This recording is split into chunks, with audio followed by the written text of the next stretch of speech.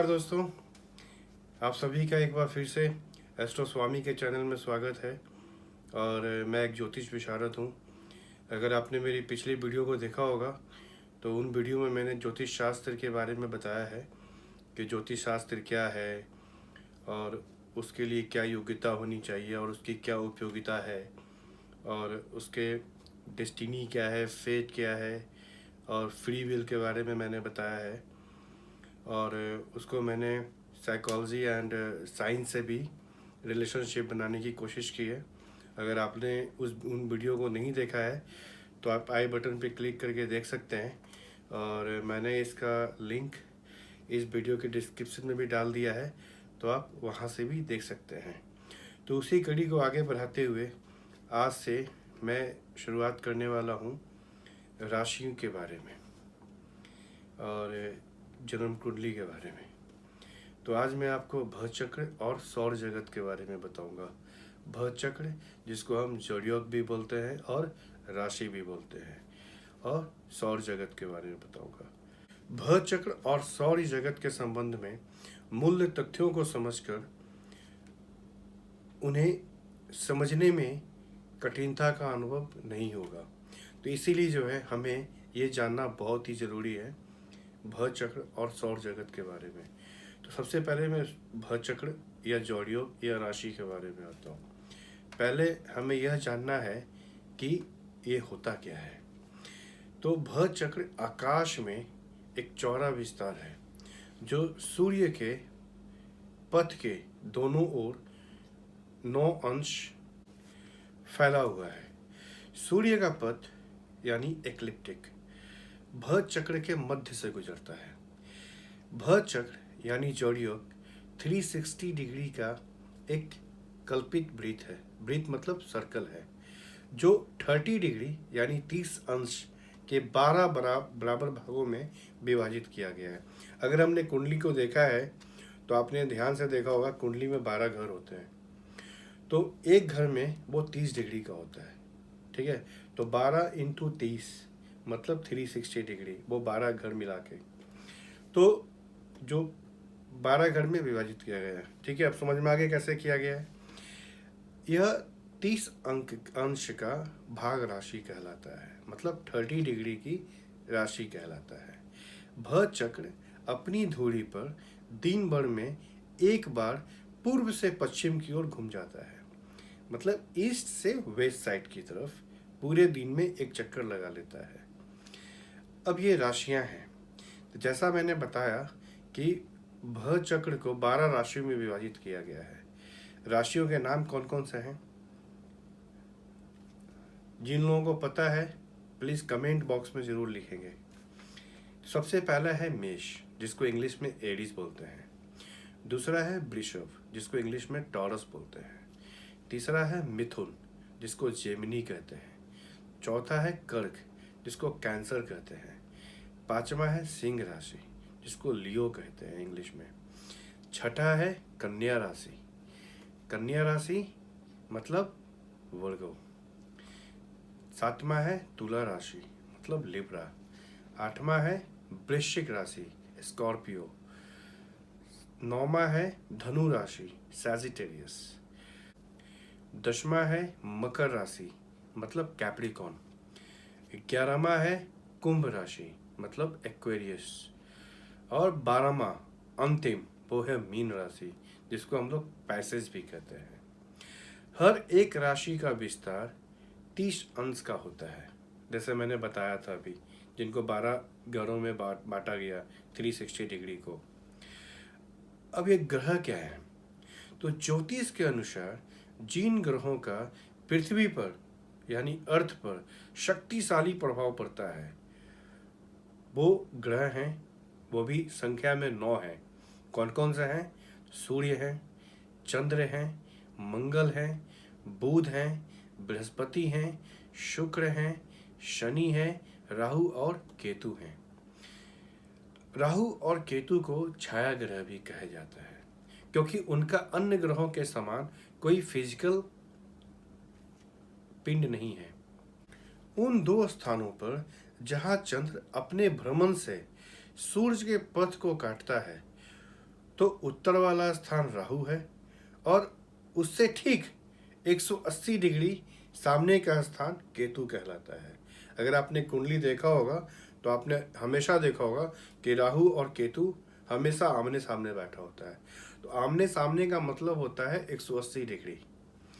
यद्यपि राहु और केतु सपिंड ग्रह नहीं है, जैसा मैंने बताया कि छाया ग्रह है, बिंदु मात्र है, परंतु उनका पृथ्वी पर बहुत शक्तिशाली प्रभाव पड़ता है। इसीलिए हमारे महर्षियों ने उनको 9 ग्रहों में सम्मिलित किया है। पश्चात ज्योतिष में यद्यपि राहु केतु को मान्यता दी जाने लगी है, परंतु उनके फलित के सिद्धांत में पश्चात ज्योतिषी उन्हें कोई विशेष महत्व नहीं देते। वे आधुनिक काल में पहचाने गए नए ग्रह जैसे यूरेनस, नेपच्यून इत्यादि को बहुत महत्व देते हैं। हिंदू फलित ज्योतिष में इन ग्रहों को महत्व नहीं दिया गया है, क्योंकि वह पृथ्वी से बहुत दूर है और उनकी भ्रमण गति धीमी है। हमारे यहाँ मान्यता यह है इन ग्रहों का व्यक्ति विशेष के जीवन पर कोई विशेष प्रभाव नहीं पड़ता, इसलिए उन पर कोई ध्यान नहीं दिया गया, उनका कोई प्रभाव नहीं है। विश्व या देशों की जीवनचर्या पर ही उनका प्रभाव पड़ता है, इसलिए मैं उन ग्रहों का जिक्र नहीं करूंगा। जिन 9 ग्रहों का नाम मैंने ऊपर लिया है, मनुष्य के जन्म समय या दैनिक चर्या में भव चक्र में अपनी स्थिति और बलवान के अनुसार प्रभाव डालते हैं। उनकी स्थिति और बलवान के संबंध में आवश्यक विवरण मैं दूंगा। मैं आगे बताऊंगा कैसे वो बलवान है या कैसे वो कमज़ोर है, क्योंकि अभी मैं बता रहा हूँ कि भव चक्र क्या है और कौन कौन से ग्रह हैं। अब वो ग्रह बलवान है या कमज़ोर है वो मैं अपने आने वाले वीडियो में बताऊंगा। अब मैं बताऊंगा कि ग्रहों का भ्रमण और उनकी गति कैसे हम लोग देखते हैं। तो राहु केतु के अतिरिक्त सभी ग्रह सूर्य के चारों ओर भ्रमण करते हैं और अपनी धुरी पर पश्चिम से पूर्व की ओर घूम जाते हैं।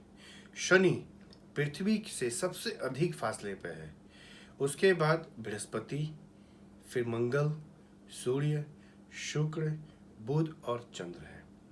चंद्र पृथ्वी से सबसे अधिक निकट है। ज्यों-ज्यों कोई ग्रह पृथ्वी से दूर हो जाता है उसकी भ्रमण गति घटती है। अब हम आपको ग्रहों का औसत एवरेज भ्रमण गति के संबंध में बताता हूँ। इससे जन्म कुंडली बनाने के समय ग्रहों का भ्रमण गति निकालने में बहुत सुविधा होगी। यह विस्मरण ना हो कि जो भ्रमण गति हम यहाँ देंगे वो औसत गति ही होगी, एवरेज गति होगी। व्यवहारिक रूप से प्रायः ऐसे देखने को मिलेगा कि किसी किसी दिन वास्तविक गति कम या अधिक होती है। इसका कारण यह है कि यह सूर्य के चारों ओर भ्रमण करने में सूर्य की आकर्षण शक्ति है। भिन्नता आने के कारण अपनी अपनी गति में अनियमित हो जाते हैं। इसको पूर्ण रूप से समझने के लिए खगोल विज्ञान के ज्ञान की आवश्यकता है। अब मैं आपको बताता हूँ कि कौन से ग्रह कितने दिनों में अपना एक पूरा चक्र समाप्त करता है। 24 घंटे के दिन में सूर्य की भचक्र में भ्रमण गति 1 डिग्री होती है। मतलब सारे भचक्र की परिक्रमा वह 365 दिन और 6 घंटे में करता है। चंद्र की औसत गति 1 घंटा 48 मिनट है, मतलब 1 डिग्री। चंद्र जो है 1 डिग्री कंप्लीट करने में 1 घंटा 48 मिनट लेते हैं। मंगल 45 दिन में 30 डिग्री कंप्लीट करते हैं, मतलब 1.5 दिन में 1 डिग्री। बुध की औसत भ्रमण गति है 1 दिन में 1.5 डिग्री, परंतु मंगल और बुध के भ्रमण क्रिया में अंतर है। बुध सूर्य के बहुत निकट है और सौर प्रभाव के कारण उसकी भ्रमण गति में बहुत अस्थिरता आ जाती है। वह पूरा परिभ्रमण लगभग 27 दिन में पूर्ण कर लेता है। मतलब 1 डिग्री को पार करने में कठिनता से 1 दिन लेता है बुध। वह कभी अधिक तेजी से चलने लगता है और सूर्य के सामने आ जाता है, फिर उसकी चाल धीमी हो जाती है और सूर्य के पीछे की ओर चलने लगता है। परंतु सूर्य से आगे पीछे चलने में बुध किसी ओर से भी सूर्य से 28 डिग्री के अंतराल पर नहीं रहता है।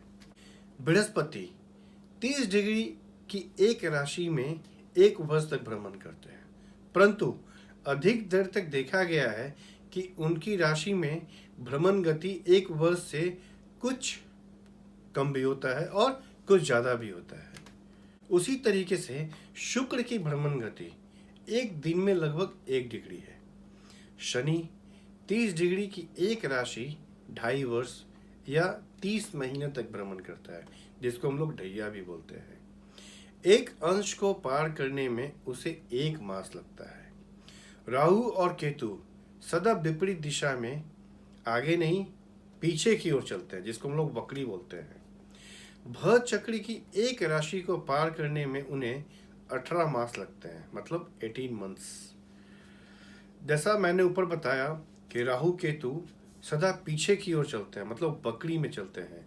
दूसरे शब्दों में जैसा मैंने बताया वक्री भी कहते हैं, वक्री की भ्रमण गति होती है राहु और केतु की। सूर्य और चंद्रमा, ये बिल्कुल याद रखिएगा आप लोग, सूर्य और चंद्रमा कभी भी वक्री नहीं होते।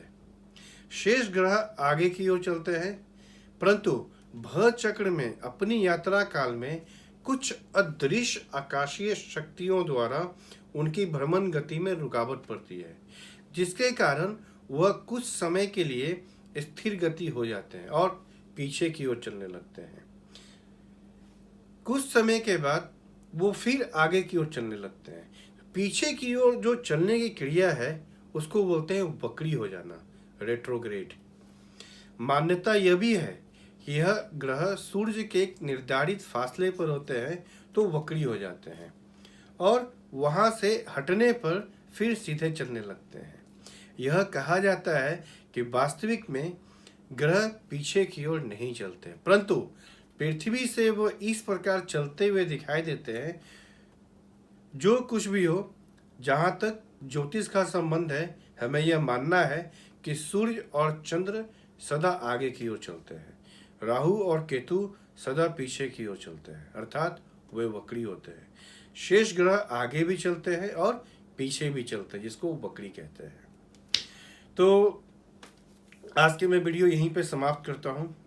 मैं उम्मीद करता हूँ कि आपको ये वीडियो बहुत पसंद आया होगा, क्योंकि आज मैंने आपको ग्रह और राशियों के बारे में बताया कि वो कितना उनकी भ्रमण गति है और एक राशि में कितने डिग्री होते हैं। तो अगर आपको ये वीडियो पसंद आया है तो प्लीज़ लाइक करें, इसको कमेंट करें, कुछ भी क्वेरी है आप लोग पूछें और शेयर ज़रूर करें अपने दोस्तों और चाहने वालों के साथ, ताकि वो भी जान सकें, और सब्सक्राइब करें। धन्यवाद।